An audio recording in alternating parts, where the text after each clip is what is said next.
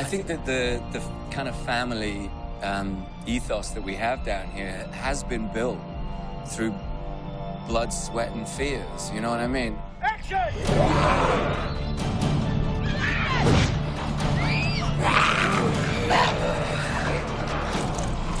This show is not a typical show.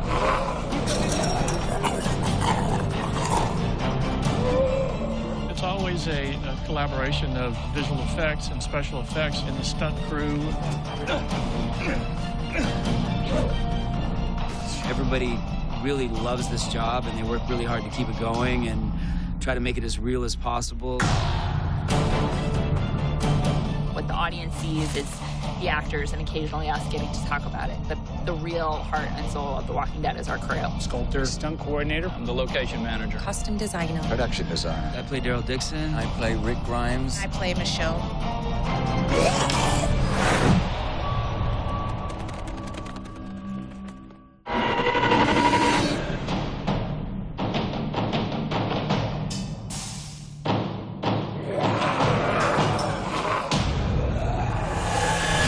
Hello, I'm Greg Nicotero. I'm the executive producer, frequent director, and creature zombie designer for The Walking Dead. We're here at K&B Effects, our 20,000 square foot facility in Chatsworth, California, where we manufacture all of the makeup effects for The Walking Dead. K&B is the funnest place in the world to go. You know, you just walk in there and you get to see all these incredible props from all these amazing films and creatures that they've made, and, you know, like, it's crazy. Zombies are like the ultimate, you know? I mean, it's kind of, with zombies, there's no limit. Here we're making a puppet for the show, and sort of like Dr. Frankenstein, you build it from the bones up. You know? So it has a skeletal and then the muscle structure, and then we layer stuff on top of it, so we can actually use this skeleton for a variety of different puppets by putting different skins on it.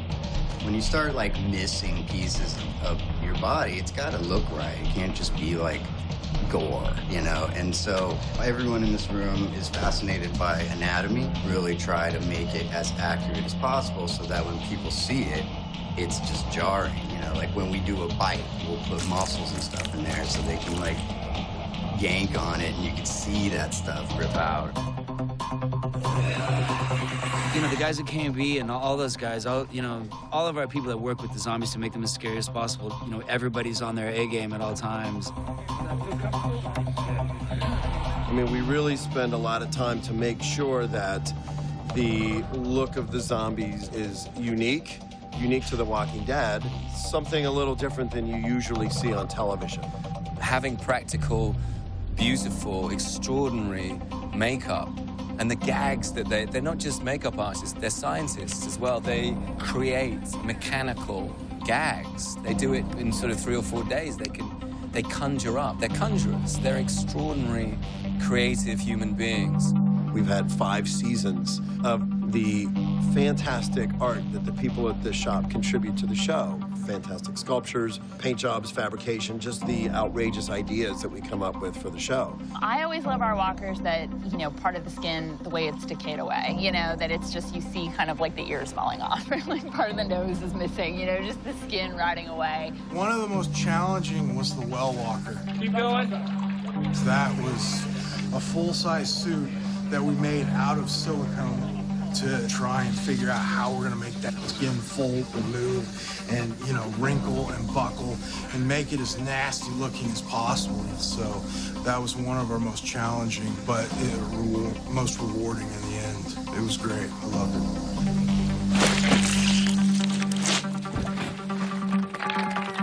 it. One of my favorites, Bicycle Girl in season 1. That's where we set the bar. You know, it's the first zombie we really ever see on the show close. She just was jarring. I thought that her missing her bottom half was just gnarly. I flew out to LA with 2 K&B's studios and they did a body cast. Everything except for my legs, obviously. Several months later, I came back and they did all the color tests and appliance fittings and things like that. The day that we actually filmed, it took 3.5, 4 hours to put it on. But of course you see it, and I had the blue tights on for the green screen effect, but then seeing it on TV afterwards, even I was like, wow, that's pretty awesome. Greg and all the guys and even, you know, the other makeup artists they had, it was almost like watching a bunch of geniuses come together and create this masterpiece. It was successful and the most just kind of gross. Yeah, if it makes us gross out, then it's, you know, a win. Go back towards your feet a little bit, Melissa. This is beyond my wildest dreams of what I had envisioned in my head. Completely different. I mean, I'm blown away. It's awesome. Every season, we augment specific shows with puppets. And even in terms of just our zombie kills, we've sort of refined what we call our crush heads.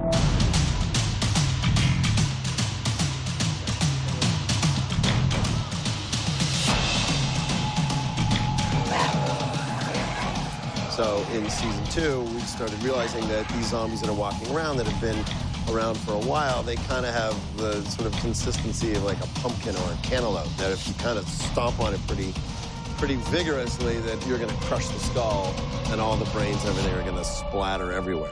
And the fans of the show really love that stuff.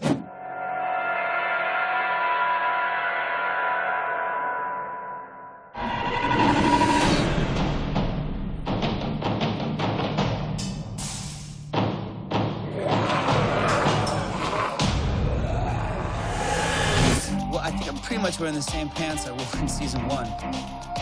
My boots are essential to me. They've been resold about 8 times, the same pair of boots. It's the same pair of boots I put on in episode 1. I've been told there's 5 of this outfit here. They don't always use them, but they have 5. Hi, my name is Yulin Womble, and I'm the costume designer on The Walking Dead. On a daily basis, I get to dress this amazing cast, come up with new looks, and make them dirty. You look real. The wardrobe department's a huge part of the show. I mean, from dressing the zombies to dressing us, and just the evolution of these characters. So this was kind of like under the belt. Yeah, I remember that. And then this was all black and red. It was bloody. You put these clothes on, and the detail of just how distressed and how filthy everything is. I mean, it's very easy to just kind of slip right into this world. I was amazed by the wardrobe department really stepping into how they helped me find the show, and like putting on those boots and putting on that vest and those little half gloves. I was like, oh, here she is. Right now, I'm just gonna do a quick zombie outfit for you. So I'm gonna use my big knife. It's serrated, so it can do a lot of damage fast. You move the fabric, not the knife. And that's beautiful, right? We add a bit of mold. We also add sweat stains. We do a little light dusting of all of this because it's going to be coming from the inside. It's like an art class. Maybe the person vomited a little as they were dying. A little bit of dirt around the cuffs. I like to dress the outfit together while it's hanging up here, so I can get a really good idea of what it's going to look like on the person. And then, after we hand the costume to them, they come out dressed like this. Oh, Liz, you look great. Are you ready? I've been waiting to do this to you since we've met. Yay! This guy's lucky he's eaten, so we're gonna put some fresh blood on him. Blood on his hands because he's been eating. This is a fresh kill. The zombie blood that we use is a little darker, really, really dark. And this would be his own blood, and it would be from a long time ago, so that's what you see on a lot of the costumes. The reason we came up with the splatter, it mimics a comic. All those drawings, you see how it all looks splattery in the book? Well, that's where that idea came from.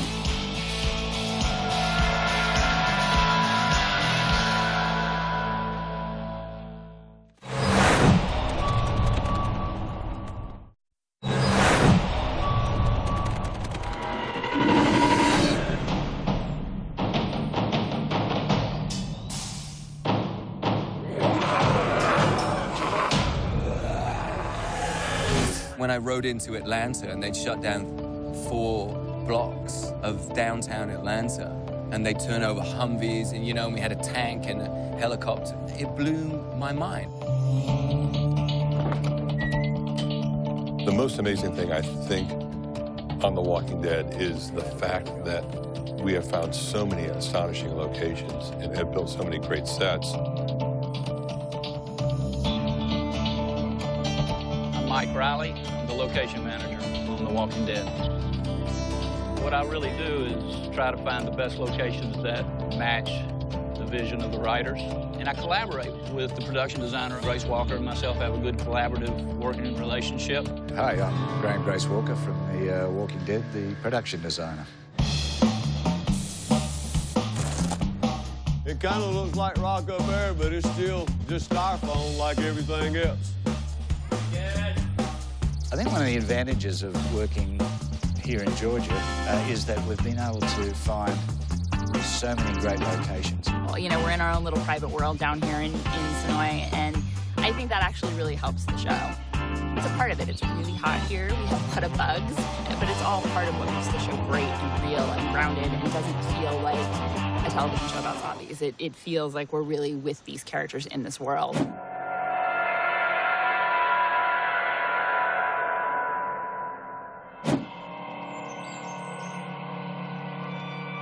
Right, I'm going to ride you back into the woods here a little bit. We got about 60 to 70 acres of woods behind us here. That I'd say 80% of all the shots we shoot when they're walking into the woods or camping in the woods and whatnot, we shoot them back here. The governor, when he was burying, he threw some folks in the lake. We used this dock down here where we shot the scene of him looking down in the water. You got, like I said, 60 or 80 acres back here with trails cut all through it that we can access and get our crew back in there and shoot all the wood stuff we need. If you stood here last year, we could do 360 degrees, which was really nice for everybody. Down this way was a wall running right through there. We had the entrance to A block, and then a tower down that end, the main gate down there, the bus that's rolled over, and another tower, and a fence that ran right along the lake, and down to the corner over here, with a fence that ran right back up again to the other building. It was a cool set. The prison was mind-blowing to have something that large that really looks like a prison and to be able to shoot it from any angle at all times and never see a movie set, never feel a movie set was the most fun for me, especially as a director of photography. Sounds fit! The prison was definitely not real, but we worked very hard to make it seem as real as possible, and that really helps the actors. For us to feel completely immersed, and I think we've rarely been in a green screen type of situation, if ever. So it's been really nice. You know, those spikes were real. You really had to avoid those spikes. I was like, whoa. Sometimes it's like my eye almost got real close to one of them. So it was a very real living set. As you can see, this is top-of-the-line rooms. They built a prison, and a practical prison that you could walk through. It was magnificent. Yeah, go ahead. It looked so much like a prison that a guy from the Department of Corrections came down here one day. He said, they keep telling us there's a prison down here somewhere, and I don't see it in our list. You know, he didn't know it. He said, we don't have a prison here. And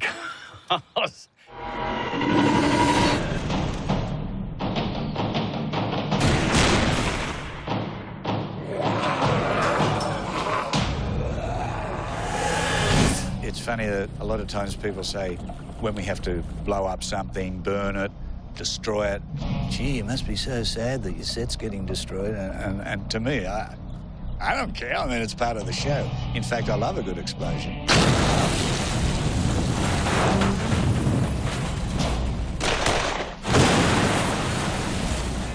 Well, it certainly helps us if you've got real explosions happening. Practical gags give the show probably a bit more authenticity.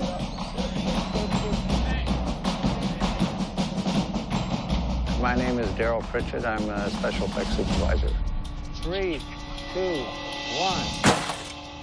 1. What my department does is we take care of all the effects of nature, which would be any wind, rain, snow, fires, explosions.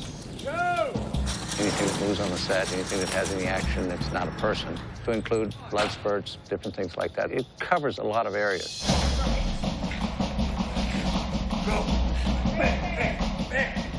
There have been so many moments in the show where I first read it and think, how in the hell are we going to do that? You know, how is this possibly going to work? You're on Channel 1. The end of the second season, when we're burning the barn at Herschel's, it was 19 degrees out. There was frost on the ground. And if the barn had gone up too fast in flames, we wouldn't have been able to shoot the sequence. The barn was kind of fun, because once we got to the point where we were going to let it burn, we just kind of got to watch it burn. And that was kind of neat.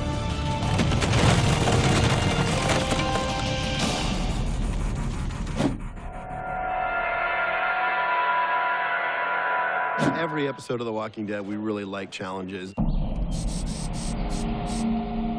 We are at a pecan grove where Lizzie and Mika come upon a bunch of burned walkers. Rehearse it.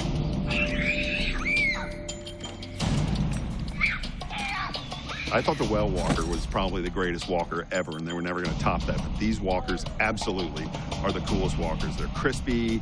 You can see part of their skin. All right, world, here we go. We came up with a way to have patches that we could actually Velcro onto them underneath their wardrobe. So the smoldering was us. That's something that we came up with, too. But if you look at the footage, it looks pretty good. Get behind us! And we're getting ready to shoot a scene where our actors are running away from gunfire, and we're going to lay down some dust and some sparks while they travel through this courtyard. Hey, Mark. Step out, full north.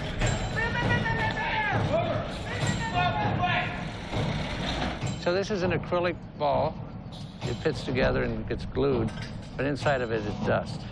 Instead of having to go and trying to bury a squib, you can simulate bullet hits. So when it hits something hard,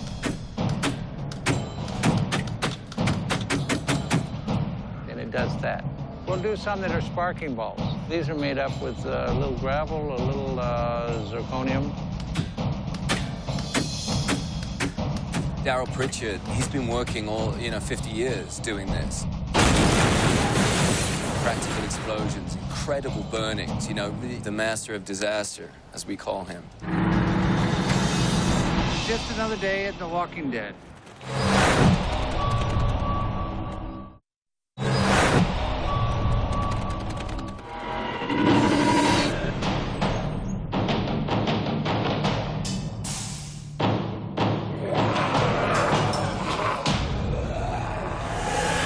What I love about visual effects is that they'll take care of you. And they'll take care of you in ways that you didn't even think possible. I go like this. If you're going up at an angle, yeah, that'll work too. So maybe it is going up at that angle. Visual effects are a huge part of the show. We try to make them very subtle and seamless so that you don't always catch them. You want it sweet. And keep in mind, we can digitally extend. We can extend it to the forward. You're gonna have it. So you can just. Victor Scalise is amazing. He's on set with us here in Georgia and works with the directors and the cast and the zombies with all the particular kills and everything that needs to happen. And then he transitions that to the team in LA at Stargate, and they're the ones who actually create these amazing shots. We do everything from CG walkers to a lot of the kills where you have big exploding heads. We do a lot of digital swords, digital extensions and knives. So a lot of the walker kills that you see end up being visual effects.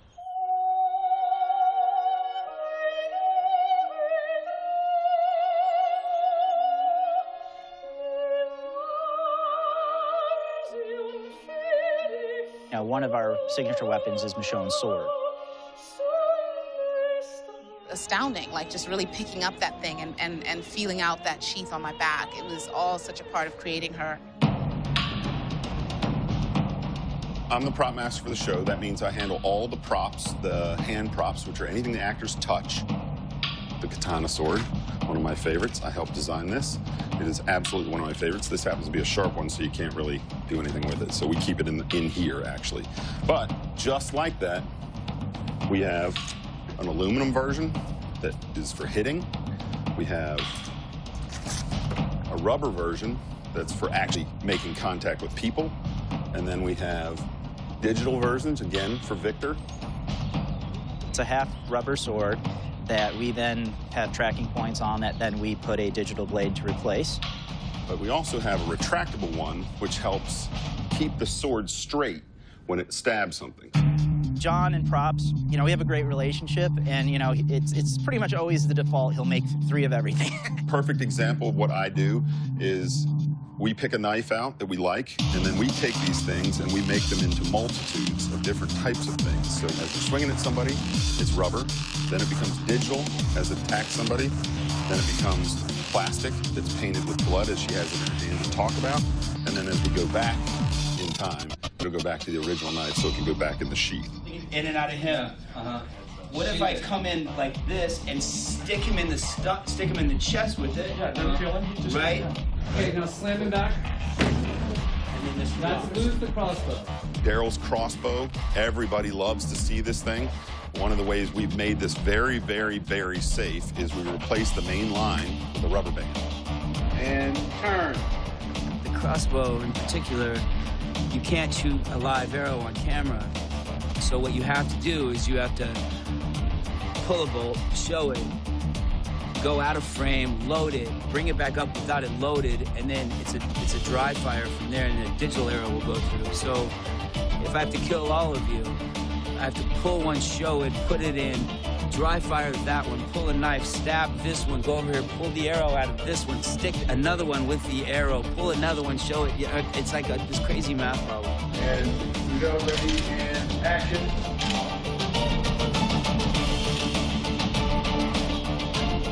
And then you gotta chop the head when it's like laying in your skull. I love this job. I remember season 3, Glenn has that kill after they do that phalanx. He swipes Walker's head right across with the blade. They could have just merely, you know, had his head fall off in frame and then just fall. But they went as far as to make the incision here and then had the head spin and rotate off with blood spewing as it fell. I didn't do that. That was special effects. So, I mean, thank you, Victor, for making me look more competent than I even could possibly be. Today we have Norman and Beth kind of walking up in front of the blue screen, and what you see out there is going to be the cemetery. This is where Daryl and Beth came out of the woods and kind of traversed piggyback style all the way up to the funeral home. So the blue screen that you just saw, this is what's going to be behind it. You know, we'll use some matte painting and photographs to kind of blend in and build an environment that'll basically make the funeral home and the cemetery feel like they're right next to each other. In the pilot, when Rick is riding into Atlanta on a horse, that shot is completely a visual effect shot. We shot him on a horse in an alleyway in downtown Atlanta, and everything else Victor put in. So some of the visual effects everybody will recognize and know, oh, that's a cool visual effect shot. And then there's a lot of shots in there that are visual effects that you would never know. What we're looking at here is one of Michonne's decapitations. You know, this was a fun one where Dylan, the artist, she's like, well, what if I made the head bounce off the top of the car? And she showed it to me, and I was like, that is awesome. Make the first one a little stronger move. Yeah, okay. Here she has the half sword, so we put a digital sword on to replace the half sword. We have a walker who obviously had a full head that Dylan's painted out the full top half of the head, and she's made a little 3D cap of the head that then goes flying and bouncing and goes over the car.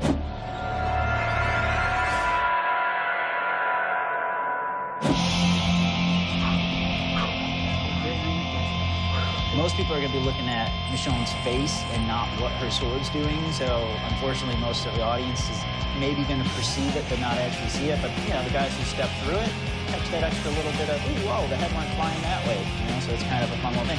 A lot of what you see is a combination of Greg's team and the visual effects team brainstorming together and knowing the end goal, everybody participating and giving what their department can give best to give it a realistic look. Sometimes I just really want to cut a head off, Sometimes I just really want to do it. I can't cut heads off, literally, so that's a bummer. That's God. Good work, guys.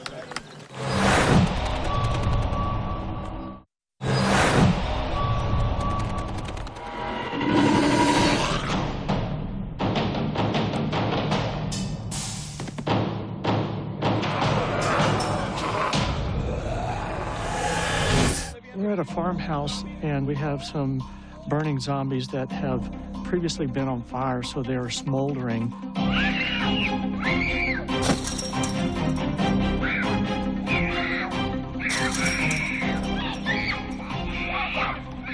So we have 4 stunt guys, then we have one of them catches the little girl, the next one falls over the fence and gets caught up in the barbed wire.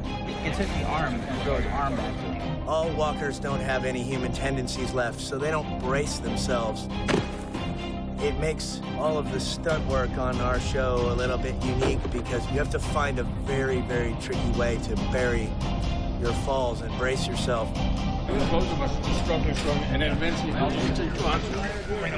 As a stunt coordinator, we are responsible for hiring the stunt personnel, setting up the stunts that are scripted to make sure that they not only sell, but are as safe as possible. Stunt work is stunt work, and sometimes things do happen, but try to make them as safe as possible.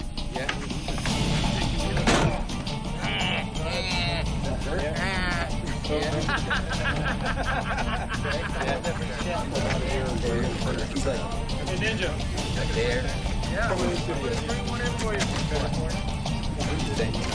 The range of stunts that we do on The Walking Dead is a pretty wide swath. We'll do everything from fire burns to high fall to cars crashing. Every single day I come to work and I'm thinking, okay, we're going to kill a walker with a rock, a bat, a sword, and 2 gunshots.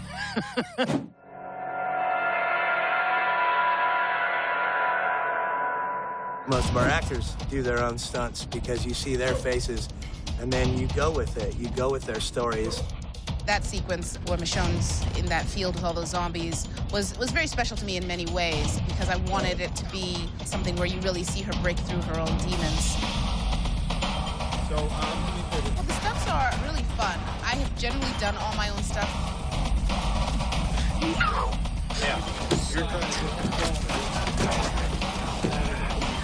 I still have the head of an 18-year-old with the body of a 40-year-old now, and I'm starting to fall apart. I think I'm pretty coordinated, but then me and Norman keep looking at each other going, we're the oldest here, dude. We're aching. 1 dive down, 2 hit, 3 come in. There's a lot of kills right there. Slam it back. Literally, like, stick this one, stick that one, beat this one. I mean, it was literally just overflowing. There, you can knock him in. No, you're knocking him. That was an exhausting scene to shoot. Now, the Professor Walker's gonna come in. You're gonna get killed now.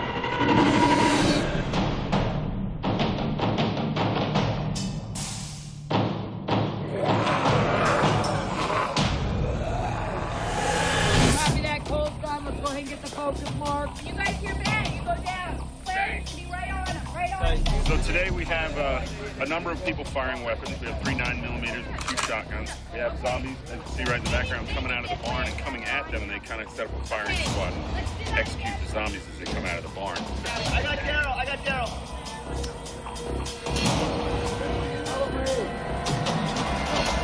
These are 2 Glocks.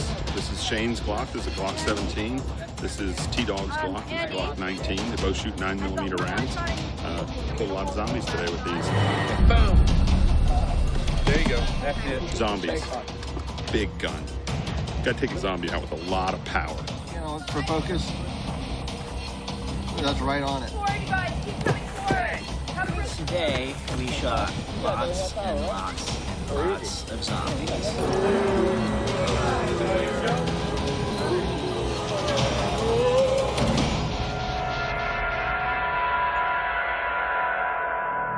Like a lot lot of what Greg's team and the visual effects team does, it's very hand in hand. Every walker that they build, we usually end up killing.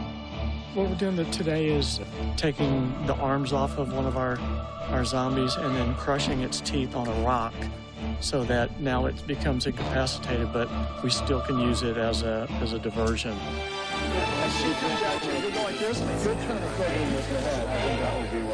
In terms of timing, Russell, the stunt coordinator, and I, before the scene, will try to figure out the best action, and the timings are all right. It wasn't even the arm chop, it was the teeth.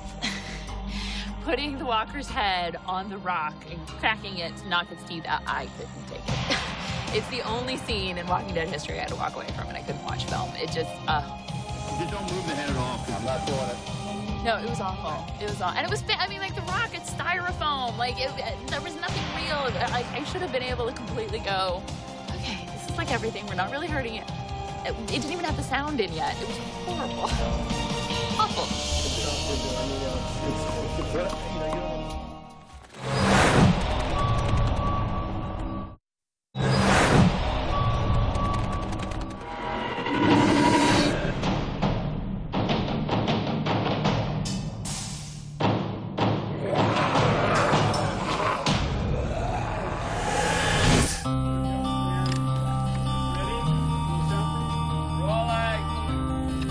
When anybody on the show dies, any actors die on the show or come back as zombies or whatever, you want to give them the best send-off possible because they are your brothers in real life. I'd like to just say on a personal note, I had the very fine pleasure of working with Scott Wilson many years ago on a beautiful film about the South called Junebug. And I'm very proud to be here with you again. A similarly beautiful project about the South. I'm gonna cry. I'm gonna really miss Scott because he's so much a part of our family, and it seems like our little green family just keeps getting smaller and smaller. When a character, one of our main characters, gets killed off, the cast and the producers all get together and have a dinner to kind of send them off on their way.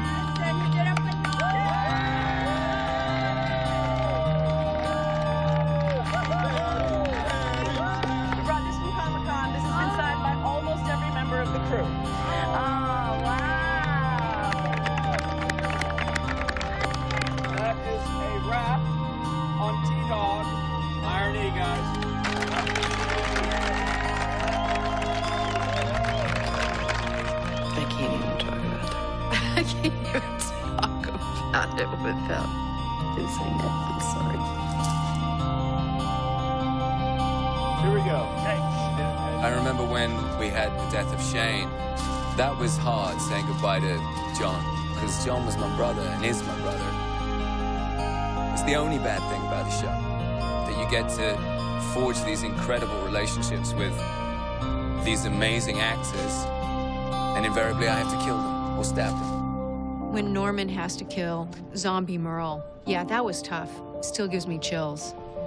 Yeah, when I saw Rooker Merle as the walker, I instantly just crushed. It wasn't just like a sadness. It was a sadness that turned into a rage, and it wasn't I'm stabbing him in the face over and over again. It's not that I hate him, and it's not that I want to kill him. It's like I'm mad at the world, and these are the cards I've been dealt, and it's just not fair, you know? I mean, I think those were real tears Norman was shedding, not just Daryl tears. How do you feel about Michael Rooker? I feel he's awesome. It was a drag, you know? I don't know, it's just like real life. If you get more time with people, you know what I mean? It's just like it's Great, let's get, I just want to rehearse all this stuff, so let's get back. When they kill you on this show, man, they kill you good. They kill you good. But how? And then you're going to cut her open, and you're going to like, okay, I need help. I need to do this, and this is in the way. It's overwhelming, honestly. It's mind-blowing. It's disgusting. It's heartbreaking. Seeing the way she goes, this situation that she's in. Now, as soon as it's on camera, let's stop crying. Don't show that. Don't show that. That we can do. You leave with as much gratitude and grace as you can possibly muster. But I don't know anyone who's walked off the show who hasn't just kind of spent a few days going, that's gonna hurt. That's gonna hurt.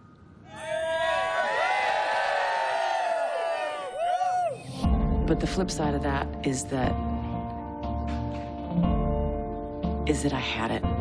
You know, I get to say I was here and I did this. And I think we did the hell out of it.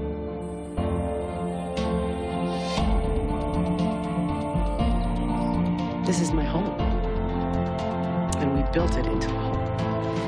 And you don't usually do that. Usually you build a job. You can work 40 years in this business and not have this experience. To take these kind of risks with these kind of warriors, it's amazing. When one of our regular actors leaves, the rest of the cast, even if they're not in their last scene, will come and watch the filming of the scene. The character Dale, Jeffrey DeMond, flew in from upstate New York. He was already off the show. He flew back to be there for John Bernthal. That's the kind of strength of camaraderie and loyalty that he showed and the rest of the cast have shown on this amazing show. I've simply never seen that in my 35 years in the business. Without further ado, pictures up. Pictures up. Pictures up. Pictures up. There we go. There now. But, man, it was the ride of a lifetime.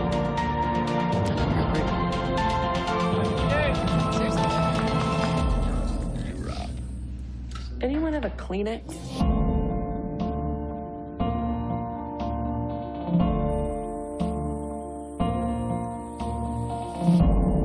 Thank you, too.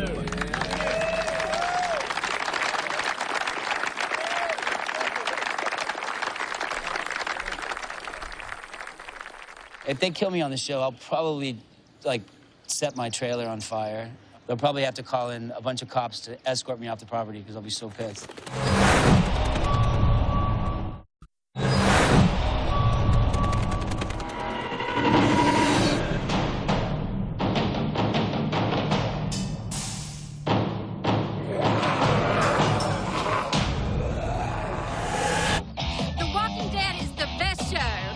Watched the show ever since it started, and we've just been in love with it. We love The Walking Dead. We certainly hoped that we'd have avid fans, but I have never experienced anything like this. My favorite character is Daryl Dixon, Norman Reedus. My favorite character of The Walking Dead is Michonne, because I love how she's like a samurai. She carries a sword around with her, and she knows how to chop and slice. And, you know, I even got my hair like her. We always have fans outside of base camp, and our cast will go out there after wrap and sign autographs for an hour. 1, 2, 3. To make something that we're extremely proud of, and then to see the fans get excited about it, and just to want more, and they're just like crazy about it. Like that right there is just what's incredible. You know, when we work really hard and we go out there and we see that, it just fuels us to keep doing this better. That's what you want out of a job is to create something that you're extremely proud of. Nobody's home. Love. Hi guys, let's go. I've been lucky in my career that I've been in some movies that have been big and TV shows that have been great and theater that's been big hits, but there's nothing that's come anywhere near close to this. It feels like we just have a responsibility to this fan base to tell the best story we can. It's true, I've been an actor for over 50 years. Now I'm Herschel. So it's, thank you for doing that. Looks like we'll be here.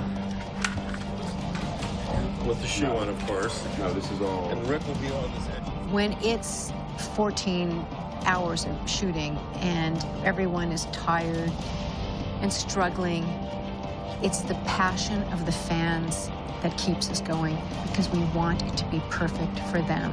We never want to let them down. And it really is all for them.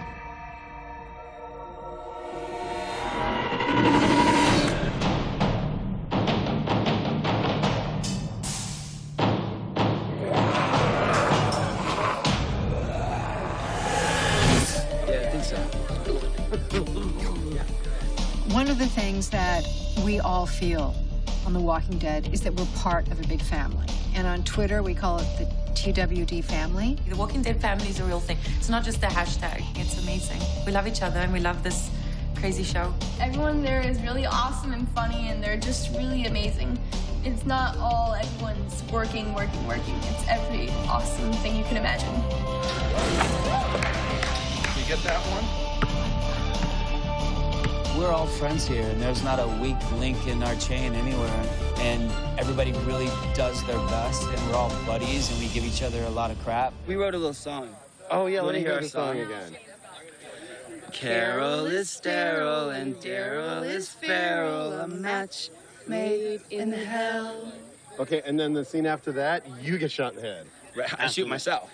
I've never worked on something where this kind of feeling of family, that we're all in it together, that we have each other's back, to the level that we've achieved on The Walking Dead.